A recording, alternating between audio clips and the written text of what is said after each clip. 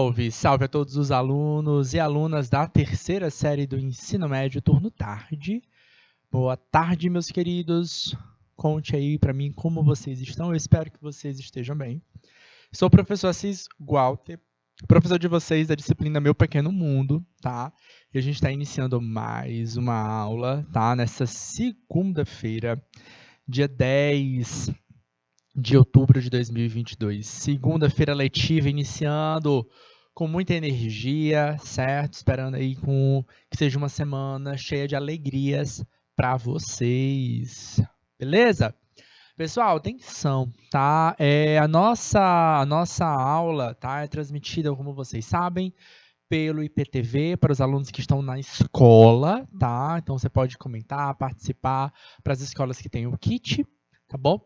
E se você não está na escola, mas está em casa, está querendo participar da aula, você já sabe, você pode participar da nossa aula pelo chat interativo do YouTube. Você tem essas duas saídas aí para vocês participarem, tá? Deixa eu dar meu salve agora para as turmas de Pimenteiras e para a turma de São Francisco do Piauí, que já estão online, já estão sintonizadas, já estão ligadinhas aí na nossa aula, beleza? Tranquilo com vocês, meus queridos? Queridos, na aula da disciplina Meu Pequeno Mundo, dessa mês de outubro, tá? A gente está conversando com vocês sobre biotecnologias, tá? Semana passada conversamos com vocês sobre a biotecnologia das bactérias, e na aula dessa semana a gente vai dar profundidades com temas ligados à biotecnologia de fungos. Tranquilíssimos com vocês? Então tá na tela para vocês o conteúdo da nossa aula de hoje, tá? Biotecnologia e fungos, aula da segunda-feira, dia 10. Objetivo da nossa aula de hoje: conceituar, certo? Biotecnologia, explorar biotecnologias extraídas de fungos, tá? A partir da biologia dos sistemas biológicos de fungos, que são importantes para a saúde humana, para o mercado. Vocês vão ver aí alguns produtos interessantes, diferentes, tá? Alguns mais usuais, mais comuns, outras biotecnologias super sofisticadas e algumas biotecnologias alternativas bem interessantes. Queridos, atenção, tá? Para entender o que é biotecnologia, a gente precisa resgatar com vocês a ideia do que é biotecnologia, tá? Já tem algumas semanas que a gente trabalha sobre esse tema, tá? Mas eu gosto de reforçar.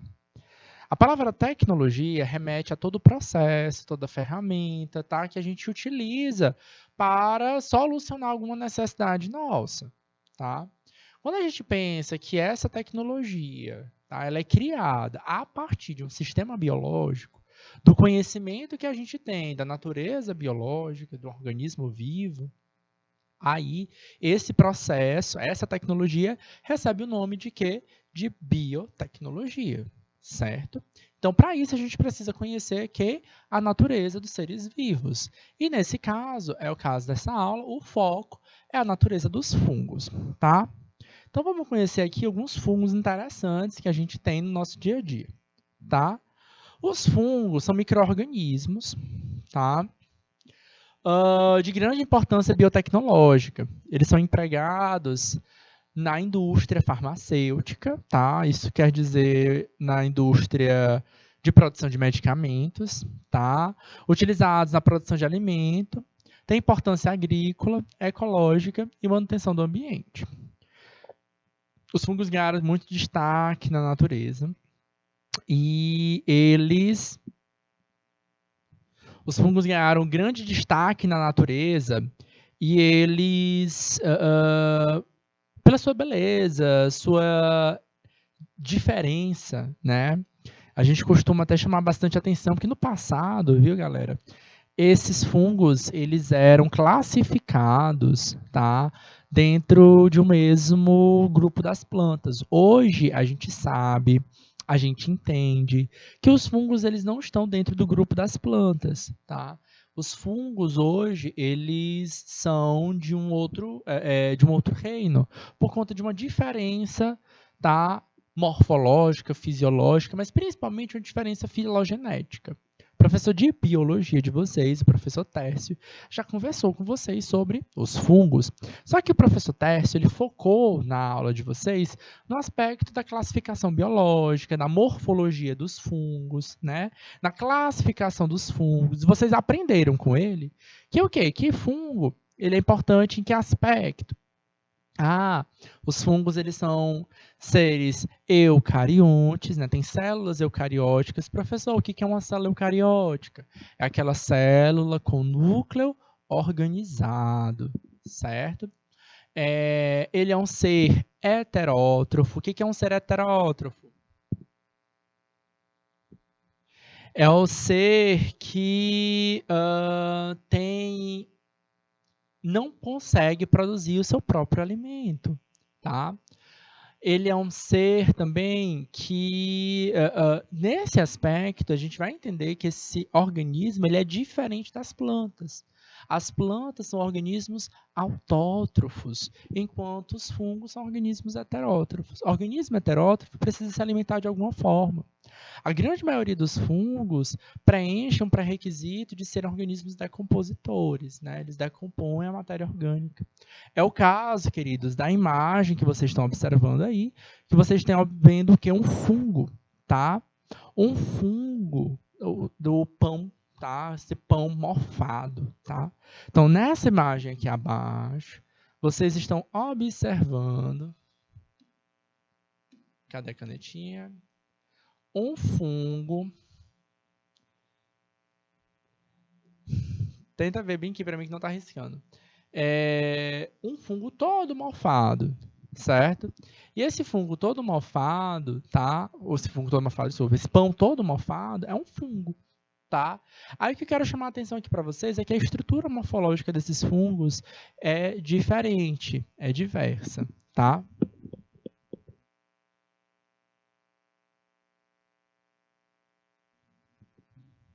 Então, ó, atenção, ó. Canetinha, beleza, show, valeu. Então tá aqui, ó, para vocês, ó, esse fungo que eu circulei aqui para vocês, esse pão é um pão aqui todo morfado. Eu consigo observar aqui algumas cores diferentes, né? Uma cor amarela, branca, verde, são bolores diferentes, né? Cada cor representa aí um organismo diferente decompondo esse pão, tá? Então ele tem essa característica. Alguns fungos eles são bonitos, belos, exuberantes. Esse exemplo aqui é clássico das histórias infantis, né? Ele é lindo, né? Ele não é da nossa natureza, ele não é aqui do bioma brasileiro, dos biomas brasileiros, ele é típico lá da Europa, né? Não é à toa que ele aparece em muitas histórias de contos infantis, das princesas, né? Então, normalmente, ele vai estar representando. E cuidado, tá? Esse fungo específico, essa espécie, tá? Com cogumelo vermelhinho, com pontinhos brancos, é uma espécie venenosa, super perigosa, certo? Sua beleza exuberante é bonito pra gente, mas isso é um aposematismo, isso é uma cor, uma coloração de advertência para chamar a atenção dos perigos que esse fungo tem. Tá? Então, o que é esse organismo? Tá? O fungo é um organismo, muitas vezes, em suma, decompositor, que libera substâncias essas que podem ser tóxicas para a gente, nem sempre, tá? Que essas substâncias têm algum teor, tá? Alguma função. Essa função, em geral, é para ajudar a decompor e a se alimentar, né? Para que ele possa se alimentar, tá? O fungo não é um animal que vai ter boca aí para poder mastigar. Então ele libera uma substância, essa substância decompõe a matéria orgânica de interesse dele. Tá? Aí, a partir disso, isso é o básico de fungos de vocês. É o básico que vocês conseguiram aprender, com certeza, lá no ensino fundamental. E, a partir disso, a gente consegue se aprofundar. Chegar aqui no ensino médio com um pouco mais de conhecimento. E, claro, tá? Profissionais da saúde, profissionais das ciências biológicas, se aprofundam ainda mais no estudo desses fungos para descobrirem, tá? Novas tecnologias. E é o caso dessa aula, que é aprofundar a esse ponto, para que vocês possam entender as possibilidades que a gente pode trabalhar com fungos. Outra coisa importante que a gente precisa falar sobre os fungos são as células dos fungos, tá? Os fungos, eles podem ter dois tipos de células clássicas, tá? Que são as células em formato de filamentos, chamadas de hifas, tá? Então, tá aqui para vocês, ó, hifas. Professor, o que é uma hifa? É um filamento de célula, tá? É uma célula tão alongada, que ela fica em formato de filamento, tá? Ela é mais fina, então, do que uma célula usual. As células das hifas, o professor Tércio já deve ter explicado para vocês. É uma célula eucariótica que tem parede celular, tá? Essa parede celular é uma parede celular de quitina, que confere a ter muita resistência, tá? Essa quitina é uma substância química, carboidrato, que você vai encontrar também em organismos como insetos, como exoesqueleto de insetos. O exoesqueleto do inseto, da formiga, por exemplo, da barata, que conferem muita resistência desses animais para o seu tamanho e peso. Observem, tá, galera? Essa informação que eu estou trazendo para vocês vai ser muito importante para a construção da compreensão do conteúdo de vocês. Ok? Beleza? Então, bora lá. Outra coisa interessante é entender que, vamos nós, essas células vão liberar substâncias, essas substâncias podem ser nocivas, tá? A gente já entendeu que essa substância nociva, ela afugenta o crescimento de outros organismos, mas, em geral, o teor dela é para que ele possa se alimentar do nutriente.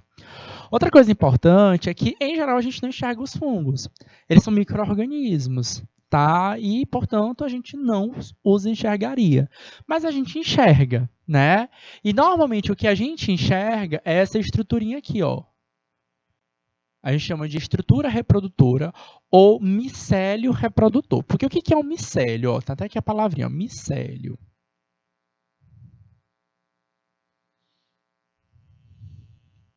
Tá? O que é um micélio, galera? O micélio não é nada mais do que um conjunto de filamentos de fungos, né, de hifas. Tá? Então, o micélio reprodutor, essa parte que a gente vê do fungo, é apenas a estrutura reprodutora. O micélio vegetativo está ali por dentro e a gente normalmente não o enxerga. Tá? Então, em geral, se você for comer um pão ou um queijo e que ele não é naturalmente mofado, tá? Ele não é naturalmente enriquecido com fungos, a gente não deve evitar, a gente deve evitar o consumo. É claro, nesse caso aqui, não tem muito jeito, né? Ele está todo estragado, tá? Ele deve ser descartado, esse pão aí. Agora, às vezes a gente pega um pão, tá só um pouquinho de bolor, pega um queijo, tá só um pouquinho de bolor, aí fala, não, corta só esse pedacinho e tá tudo bem, tá? Evitem, tá? Evitem consumir. Por quê? Porque a gente não sabe que fungo é esse, tá? A gente chama isso de fungo selvagem, tá? Foi um fungo aleatório que entrou em contato com aquela superfície e passou a se desenvolver naquele alimento. Tá? Então, como a gente não sabe que organismo é esse, que espécie de fungo é esse, a gente não sabe quais são a interação biológica que a gente vai ter com aquele micro-organismo. Porém, alguns fungos a gente conhece muito bem. Tá? A gente sabe muito bem quem ele é, que substância ele produz e que essa substância pode ou não ser tóxica para a gente. No desenvolvimento de alguns alimentos, tá? Especialmente de alguns queijos, eu vou chamar a atenção aqui desses dois primeiros, tá? Para vocês. Aqui que a gente temos dois queijos típicos, tá? Um desses queijos, galera, é um derivado do leite, né? Para a maturação de cada um desses queijos, normalmente se acrescentam algumas substâncias. E aí eles podem acrescentar fungos nesse processo. Observa que embaixo desses nomes, a gente tem o quê? O nome da espécie, tá? Esse nome dessa espécie está lá, ó. Penicillium roquefort, o queijo azul, tá? A maioria dos queijos azuis, eles utilizam essa espécie ou espécies ou variações dessa espécie. Aí entra aí o queijo próprio, o queijo roquefort mesmo, queijo gorgonzola, por exemplo, tá? Esses fungos, eles ajudam o queijo, tá? Em que aspecto? A proteger esse queijo. Como assim, professor? Esses fungos, eles vão estar no queijo, se alimentando e nutrindo desse queijo, liberando uma substância que vai fazer um sabor, tornar esse queijo com um sabor característico. Normalmente é um queijo com um sabor muito forte. Boa tarde, Pantera, tudo bom contigo? É um queijo de sabor muito forte, muito marcante, porém, essa substância não só altera o sabor, ela impede que outros micro-organismos se desenvolvam naquele queijo. Então, ele vai ter uma duração, né, tornar esse queijo uma duração um pouco maior, certo? São queijos um pouco mais caros, tá bom? Alguns lugares, alguns tipos de queijo precisam ser desenvolvidos em algumas áreas, tá? E aí, nesse caso, tá, a gente vai ter essa classificação, tá? Queijo gorgonzola precisa vir da região típica, queijo roquefort da mesma forma. Então, normalmente, os rótulos que a gente encontra aqui no Brasil, a não ser que seja um queijo de fato importado, tá? Mas os queijos que são produzidos no Brasil, você vai ver queijo tipo roquefort, tipo gorgonzola. Esse tipo é porque ele é exatamente igual no processo de produção, só que ele não foi gerado na mesma região. Tá? O Penicillium roquefort, como vocês estão vendo aí, o queijo inteiro ele vai ficar com essa visão, tá, morfada mesmo, certo? Que são a estrutura do micélio reprodutor, tá? Então o micélio reprodutor ele aparece em todo o entorno do queijo, em todos os buraquinhos que o queijo apresenta.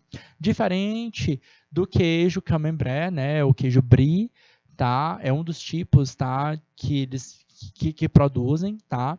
É um queijo camembert, você vai ver que ele só vai aparecer essa parte mofada, que é um mofo meio esbranquiçado por fora, tá? Então, normalmente esses queijos eles são vendidos inteiros. Ele é pequeno, ele não é grande, mas é vendido inteiro. Ele tem um teor diferente, tá? Então, o queijo ele fica muito mais amolecido, tá? Quase parece um requeijão. Tá? Ele é molinho, de sabor mais suave, tá? Agrada muito mais paladares aqui, tá? E aí a gente vai ter queijo brie, camembert e tantos outros queijos do tipo. E ele vai funcionar da mesma forma, tá? Esse fungo, ele vai produzir substâncias que impeçam o desenvolvimento de outros micro-organismos, tá bom? Então, esse é um impacto positivo na produção de alimentos. Vou pegar um queijo como esse, ele vai apresentar uma outra coloração, outro fungo, aí provavelmente a gente está falando de queijos estragados, tá? Então, esses queijos também estragam. Então, a gente deve respeitar o prazo de validade, principalmente depois de aberto, tá? Então, às vezes é um queijo caro, as pessoas compram, e aí por ser muito caro, quer economizar. Então, a gente tem que tomar cuidado, tá? Comprou, consumiu logo, porque assim, quando eles ficam expostos, eles podem acabar se estragando, tá? For olhar no supermercado, tem uma outra coloração diferente do usual, também não deve ser recomendado. Ambos queijos são caros. Mas para a produção de pão, tá? Os fungos também podem influenciar. Aqui, ó, por exemplo, nós temos essa espécie chamada aqui, ó, Saccharomyces cervicalis, tá? É muito conhecida da gente como levedura do pão. Tá? A levedura, galera. Professor, o que acontece com a pessoa comer algo que tem fungo? Aí, Pantera, depende do fungo, tá bom? Você pode comer fungos normais, tá? Então, por exemplo, vou comer um queijo como esse, queijo roquefort, queijo camembert, queijo gorgonzola, queijo brie, tá? São tipos de queijos que a gente tem que são morfados, vamos dizer assim, não vai causar mal nenhum, tá? Só altera o sabor, tá? Vai alterar talvez a estrutura, a textura do queijo também, certo? Então não vai causar danos nenhum. Vai comer pão, por exemplo, em geral esse pão aqui ele é feito de levedura. A levedura é um tipo de fungo, cervejas, por exemplo, também, tá? Não vai me acontecer nada, certo? Eu vou conseguir consumir aquilo ali sem me causar mal nenhum. Agora, esse pão apodrecido, ninguém sabe, porque depende da espécie, tá bom? Então, vai ter espécie que pode te causar simplesmente um mal-estar. Às vezes, você não vai sentir nada. É o relato que eu escuto muita gente falando, tá? Ah, professor, comi e não senti nada. Evite, tá? Então, ótimo. Que bom que não aconteceu nada. Só que no próximo pão que tu comer, não sabe. Então, tá mofado, evita usar. A recomendação, de fato, é que você não consuma de jeito nenhum. Nem que não tem essa recomendação de cortar só o lado que está fungado, não. É descartar mesmo, certo? Então, aquela coisa. Comprou, consuma logo, certo? Então, compre de forma consciente, não compre em excessos. Isso é tudo, tá? Qualquer produto alimentício, tá? Então, compra com moderação para poder não sobrar demais e esse demais acabar estragando e você tendo que jogar fora, tá bom? Então, isso aqui é um fungo selvagem, esse do pão aí nessa imagem é um fungo selvagem, a gente não sabe.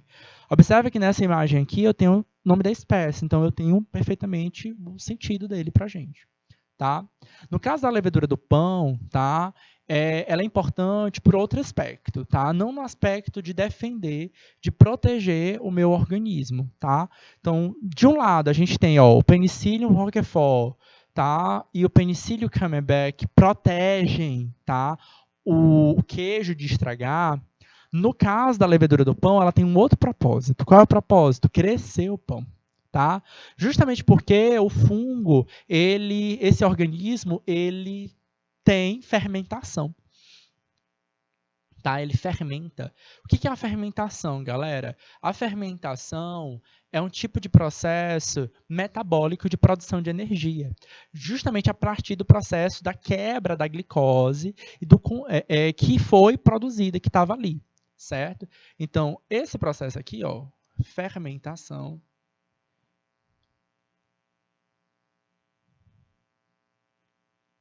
certo? Essa fermentação aqui, galera, tem dois tipos de fermentação. Eu já conversei com vocês na última aula, na segunda-feira passada. Temos fermentação alcoólica e a fermentação lática. A fermentação lática, ela quebra a molécula de glicose, tá? E produz duas moléculas de ácido lático. A gente vai ver isso, por exemplo, na fermentação utilizando bactérias lá para fazer o leite fermentado. Certo? As bebidas lácteas, por exemplo. Leite fermentado, o iogurte, tá?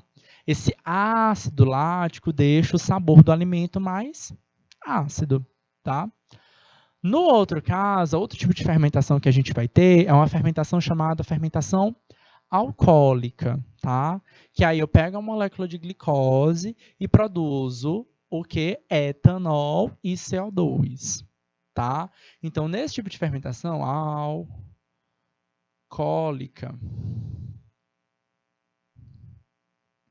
certo? Ela produz dois compostos. Quem são esses dois compostos?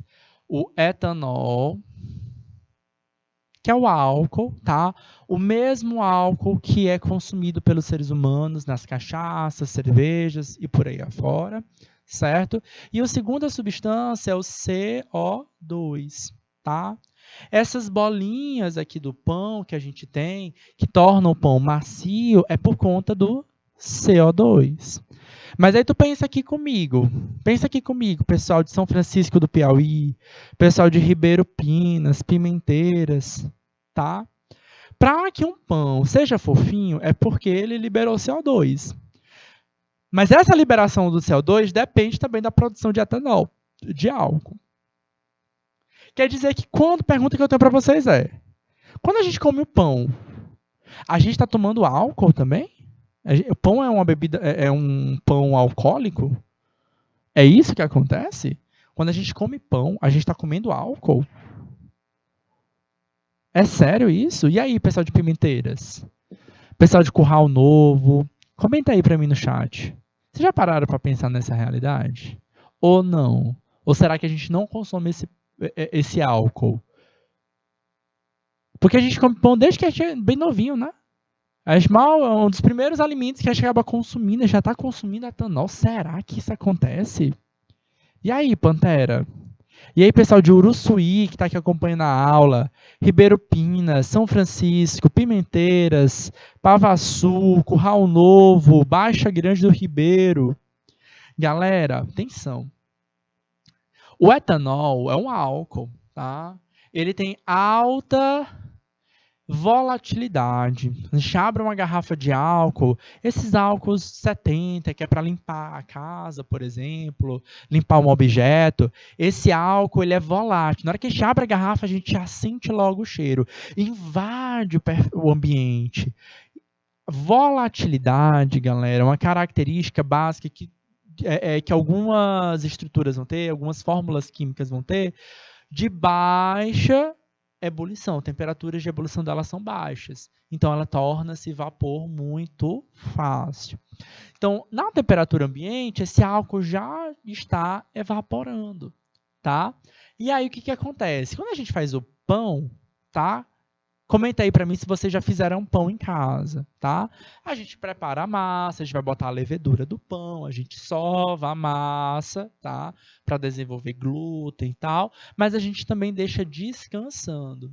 E na hora que a gente está descansando aquela massa, é o momento que ela cresce. É a hora que a fermentação está acontecendo. Cresceu, eu botei aonde? No forno, para assar. E aí, só que no forno, as temperaturas são muito elevadas, tá? Então, sim, o álcool já foi embora há muito tempo. Então, a gente pode consumir aquele pão tranquilamente, sem esse medo de que tenha etanol, porque esse álcool, com certeza, ele já foi evaporado, tá bom? Beleza? Mas pontos importantes aqui para vocês, tá? Lembra aí que eu estou falando do fermento biológico, tá? A levedura é o fermento biológico. A gente também compra no supermercado, tá? O supermercado tem dois tipos de fermento. O fermento químico, que basicamente é o bicarbonato, certo? É aquele pozinho branco, tá bom? E a gente tem um fermento biológico, que normalmente vende nos saquinhos. Pode vender seco ou fresco, tá? O seco vende nos pacotinhos pequenininhos e ele parece vários granulozinhos, tá bom? E eles é justamente a levedura do pão, é um fungo, tá? Ambos vão liberar CO2. Mas aí, galera, se eu resgatar aí a ideia de vocês de como aqueles fungos eles protegem o organismo, eles protegem o organismo por conta dessa ação similar ao que acontece nos antibióticos, tá? O que é um antibiótico? Antibiótico, galera, é uma substância produzida normalmente. Antibiótico é uma substância que impede o crescimento de bactérias, especialmente. Tá? Eles foram descobertos por ações de fungos. Tá? Os fungos, alguns deles, o primeiro conhecido, mais conhecido de todos, é a penicilina. Foi produzida por esse fungo aqui, chamado Penicillium colony, e que foi observado? Que na presença desse fungo havia isso aqui, ó, formava esse cordãozinho. Esse cordão de inibição do crescimento do fungo, do crescimento da bactéria. Bactéria inibida. Essa inibição de crescimento, existe uma relação ecológica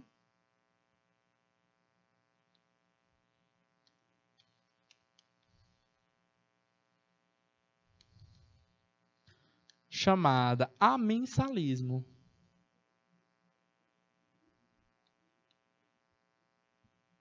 Tá? Amensalismo é uma relação ecológica interespecífica entre duas espécies, onde uma impede o crescimento da outra. Só acontece entre fungo e bactéria? Não, tem plantas que impedem o crescimento de outras plantas, por exemplo. Tá? O importante é que a gente entenda que foi através dessa relação de fungos e bactérias que se descobriu a penicilina, um medicamento próprio para combater o quê? Bactérias. Antibiótico a gente utiliza para combater bactérias e só. Tá bom? Para combater fungos, a gente tem que procurar antifúngicos, para combater vírus, antivirais. Certo? E assim por diante. Só que essas substâncias, elas nem sempre são inibidoras do crescimento de outros. Às vezes, a minha substância que é produzida pelo fungo, ela tem outros fatores, como, por exemplo, a redução do colesterol. Algumas substâncias são produzidas a partir de metabólitos de fungos com atividades farmacológicas diferentes. A primeira, mevinolina. tá? É um agente redutor de colesterol. Pessoas que vão olhar lá, o triglicerídeo está muito alto, o colesterol HDL, LDL está muito elevado. Precisa, especialmente o LDL, tá? Precisa reduzir essa carga de colesterol. Vai tomar algum medicamento com base de mevinolina, certo? Outros como ciclosporina, ergostrina, asperlicina, são antagonistas de doenças gastrointestinais, tá? E do sistema nervoso central. Por fim, a gente também tem outros agentes, tá? Que têm ações antifúngicos, tá? Esses aqui que têm ações antifúngicos também são substâncias que são liberadas por fungos que têm ação justamente contra outros fungos. E aí é interessante entender que temos doenças que são causadas por fungos. As doenças causadas por fungos são chamadas de micoses.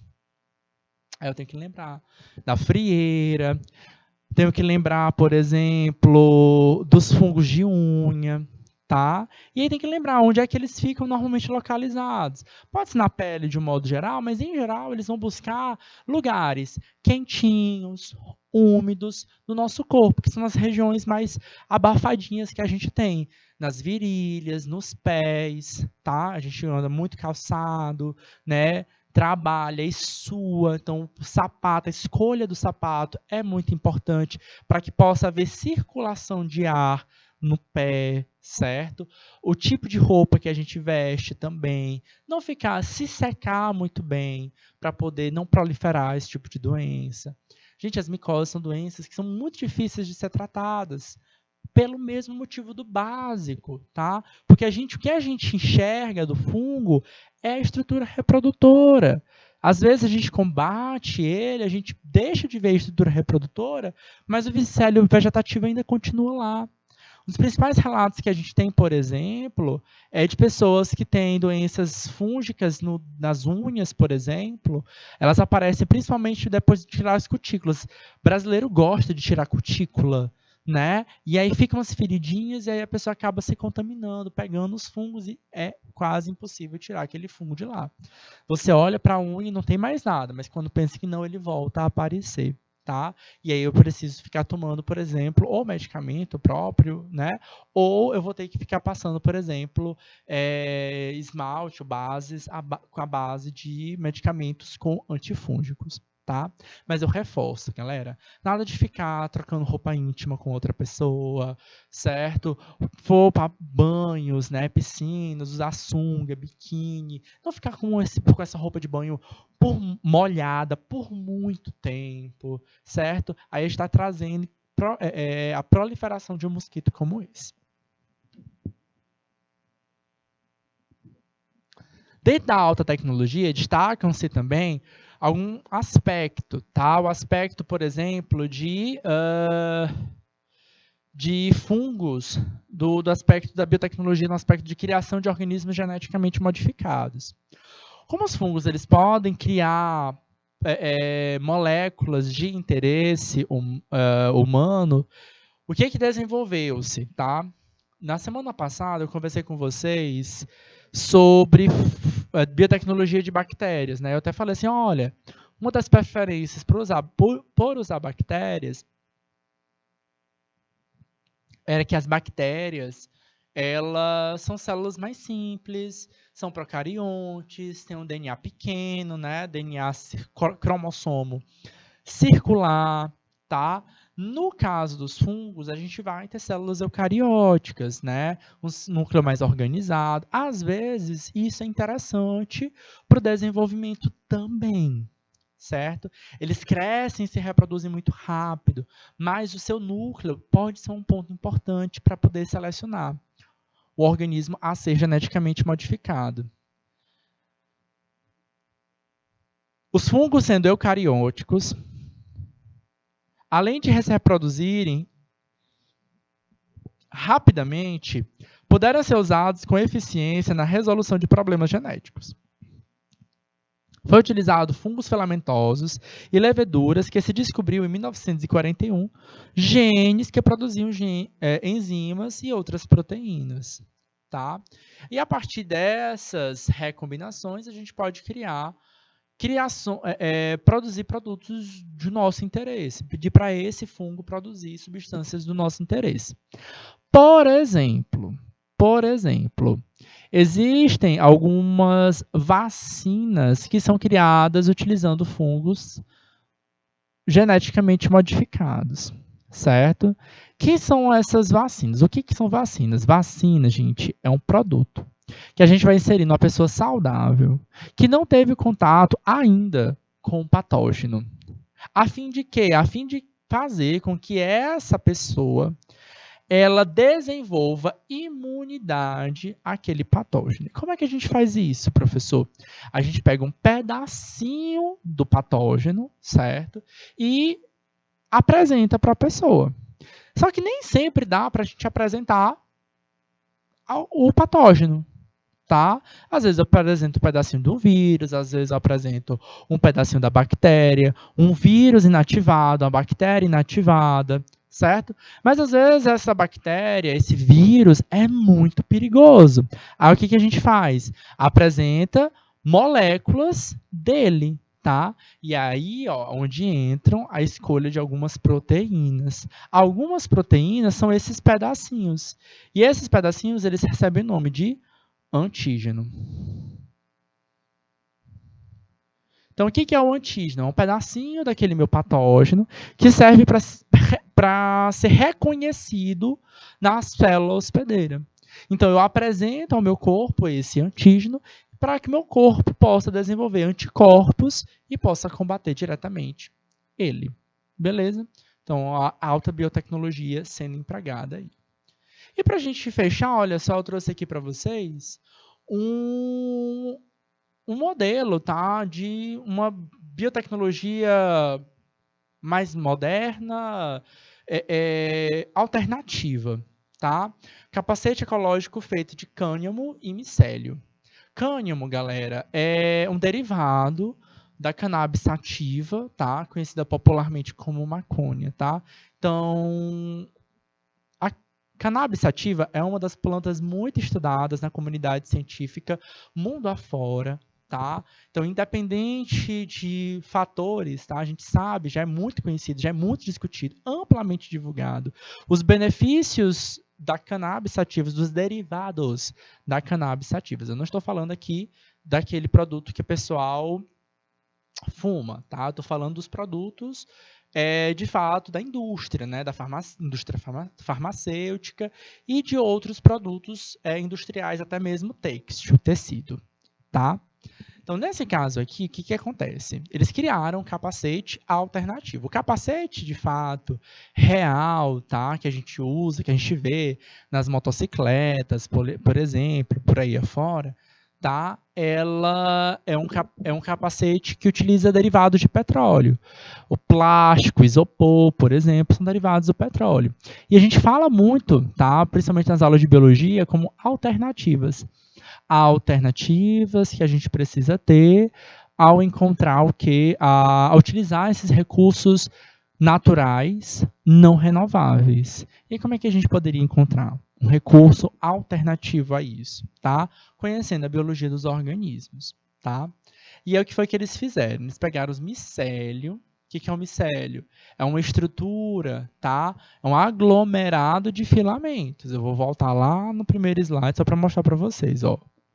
Micélio. Micélio é tudo isso aqui, ó. É um aglomerado de filamentos. Cada filamento tem parede celular de quê? De quitina. Eu até falei para vocês. Lembra lá que a quitina ela está presente aonde? No exoesqueleto da formiga, da barata. Ou seja, a quitina confere ao organismo que a possui muita resistência. Opa, interessante. Só que esse micélio também aqui, ele tem que ter algumas outras configurações, tá? Esse micélio, ele vai ter que substituir o isopor. O isopor que a gente conhece, ele é leve, tá? Então, sim, esse micélio também ele é leve. Aí, o que foi que os cientistas fizeram para desenvolver um micélio com resistência, com qualidade, que pode ser utilizado? Então, o isopor dos capacetes comuns, tá? Que a gente ainda tem no mercado, a maioria no mercado, tá? Ele é substituído por um micélio cultivado com uma dieta em flocos de cânhamo, certo? Então, esse micélio, lembra lá, é um fungo que se nutre de outros organismos, tá? Animais e, no caso, vegetais, tá? E ele vai ganhar uma estrutura um pouco diferente. Porém, ao ser aquecido, brevemente, esse micélio, durante um processo de crescimento, o material vai ficar rígido, leve e com baixa condutibilidade térmica, ou seja, ele vai ter todas as características que um isopor tem, garantindo segurança ao usuário desse capacete, certo? E eles não podem conferir a esse micélio o que? Uma estrutura circular, tá? Pegando aí o formato aí de um capacete usual, ok? Aí eles também vão utilizar o cânhamo, as fibras do cânhamo, para fazer o tecido, tá? O tecido que reveste todo esse capacete, essa parte, essa estrutura externa do capacete, e as fitas e as cordas também. Tá bom? Queridos, bora praticar? Então eu apresentei para vocês alguns exemplos de biotecnologias, tá? Típicas dos fungos, tá? E agora trouxe algumas questões para a gente discutir juntos, tá bom?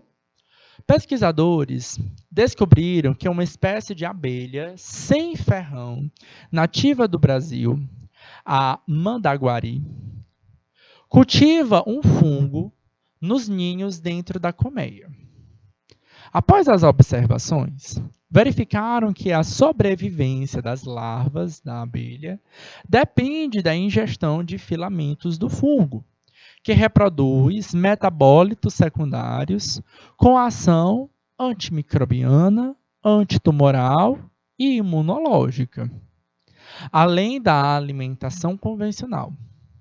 Por sua vez, o fungo depende da abelha para se reproduzir e garante a sua multiplicação ao longo das gerações. Então, veja bem, existe uma relação mútua aqui. A gente chama isso de relação mutualística, certo? Um ajuda o outro, certo? E praticamente essa ajuda é essencial para a sobrevivência. O fungo produz metabólitos com ação antimicrobiana, antitumoral e imunológica. Isso aqui é maravilhoso para a sobrevivência das abelhas. Mas a abelha também ajuda o fungo. Em que aspecto? Ajuda na reprodução e propagação daquele organismo. Ou seja, um ajuda o outro em tarefas muito importantes para a sobrevivência. Por isso a gente chama isso de relação ecológica de mutualismo. Ok? Perguntinha para vocês. O uso de fungicida ocasionaria à colmeia dessa espécie o quê? Respostas no nosso chat. Eu quero ver o chat movimentado. Um minutinho para vocês me darem um gabarito.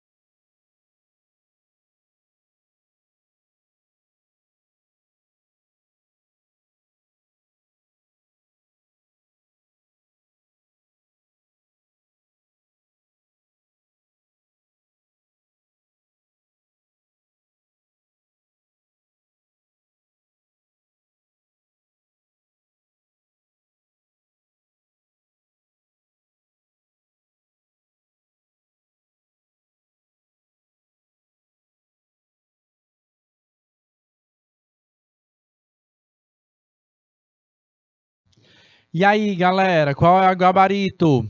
Cadê o pessoal de Baixa Grande do Ribeiro? Pessoal de Curral Novo, Olho d'Água, Pimenteiras, Ribeiro Pinas, São Francisco do Piauí, Uruçuí. Cadê o gabarito, pessoal? Cadê as respostas? Pantera e demais que estão acompanhando nossa aula pelo chat. Eita! Minha gente, cadê o gabarito? Deu tempo vocês responderem.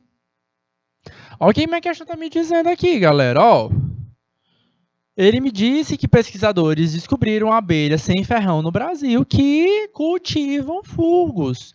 Quem é que cultiva o fungo? É a abelha.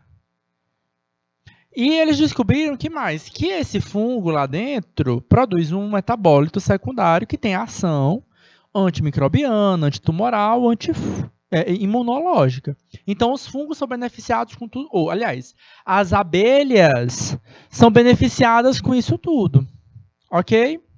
Os fungos são beneficiados? São. Em que aspecto? Na reprodução e propagação. O que a questão quer saber? O uso de fungicida ocasionaria o que a colmeia? Gente, o que é um fungicida? É um composto que o quê? Que mata fungos.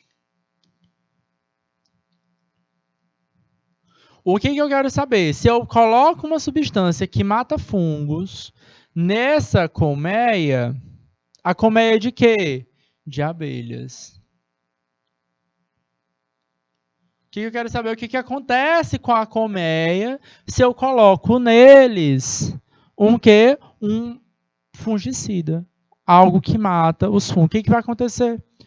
Vai controlar as pragas? Vai acumular resíduos? Vai ampliar o espaço? Vai reduzir a população? Vai incrementar o alimento deles?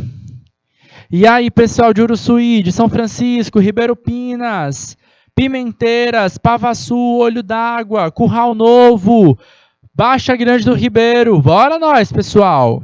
Pessoal, se vai matar os fungos, tranquilo, não é isso, Cauane?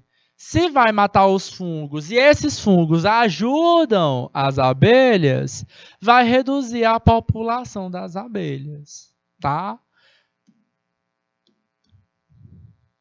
População de quem? De abelha. Pergunta perguntando da população de abelhas. O que acontece com a colmeia? É isso que a gente vai saber. Colmeia, gente, é o coletivo de abelha.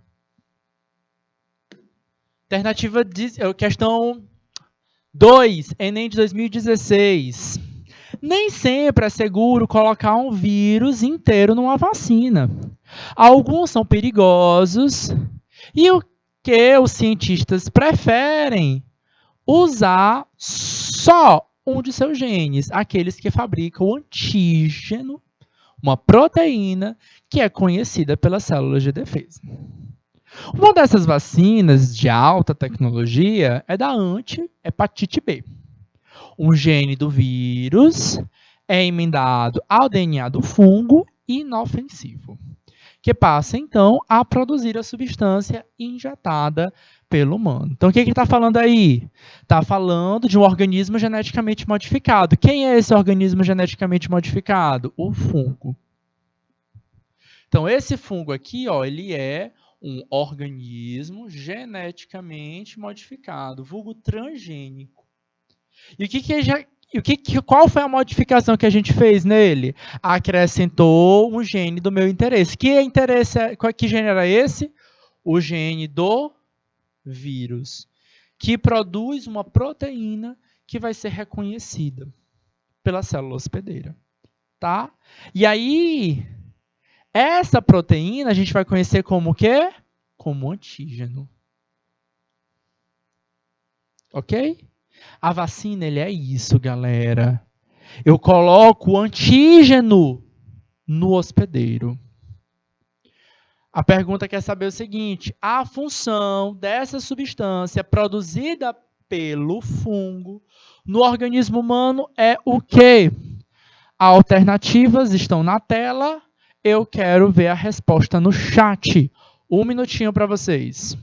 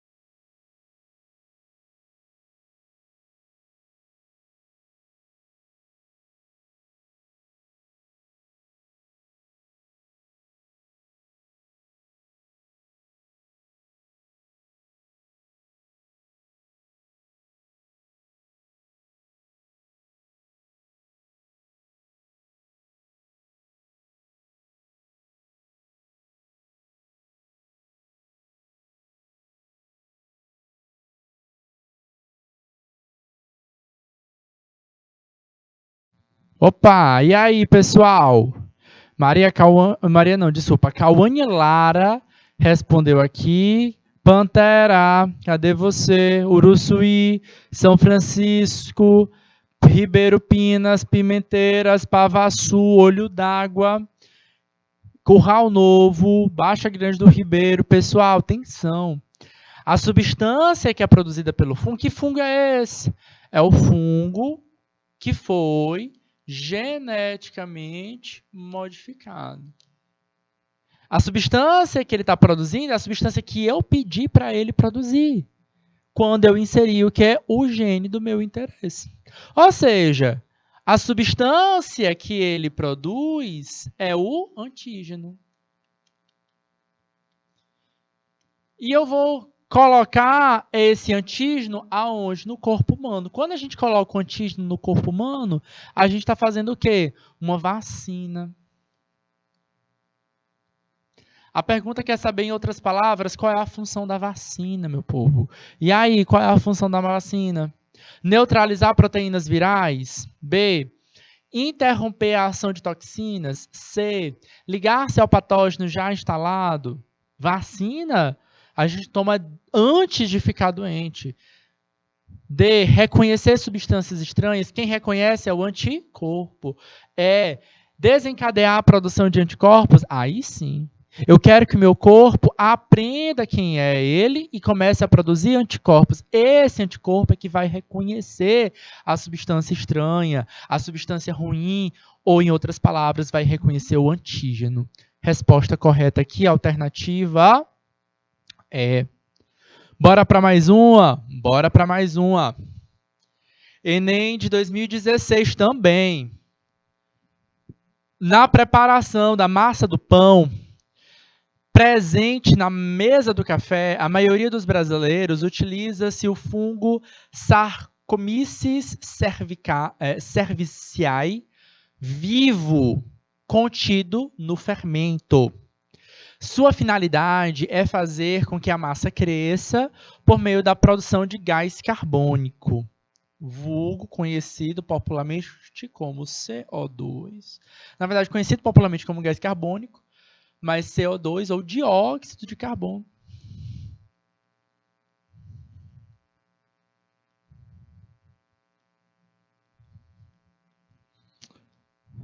Esse processo químico de liberação do gás é causado por conta de quê?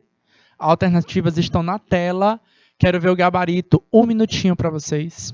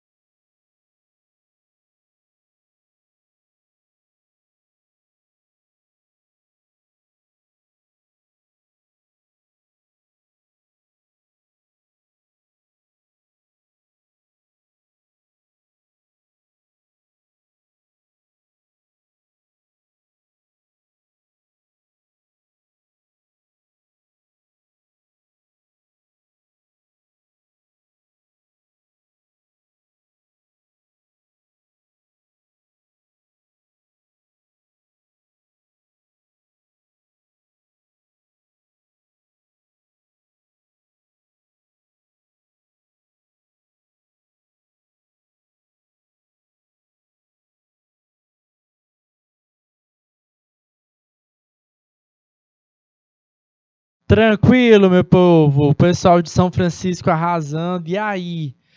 O fungo produz uma substância, tá? Mas ele faz um processo que libera esse CO2. Que processo é esse? Fermentação alcoólica, professor. Aí tem que lembrar que além do CO2, ele produz também etanol. Às vezes, é do interesse da pessoa. Produz cerveja, vinho, por exemplo, é do interesse o etanol. Pode ser consumido, tá bom? Então, nesse caso, guarda-se o etanol, tá bom? Mas no caso do pão, esse pão vai ser esquentado, assado, e o etanol vai volatilizar, tá bom? Então tem que tomar cuidado um pouquinho nesse processo, tá bom? Queridos, é isso, tá? Muitíssimo obrigado. Vou deixar mais uma questãozinha, questão 4, só mais uma questão para vocês. Vai ficar no material de apoio, aí, ó, tá na tela para vocês, a questão 4, tá? Então, para quem está aí acompanhando, pode tirar um print, tá bom? Tem print, tirou o print, tirou a foto da tela, resposta, tem mais uma página, tá? E aí a gente tem as nossas alternativas. Mas aqui, pronto, fechou com as alternativas. Queridos, eu encontro vocês na próxima semana. Foi um prazer enorme estar com vocês. Até lá. Grande beijo, grande abraço. Tchau, tchau.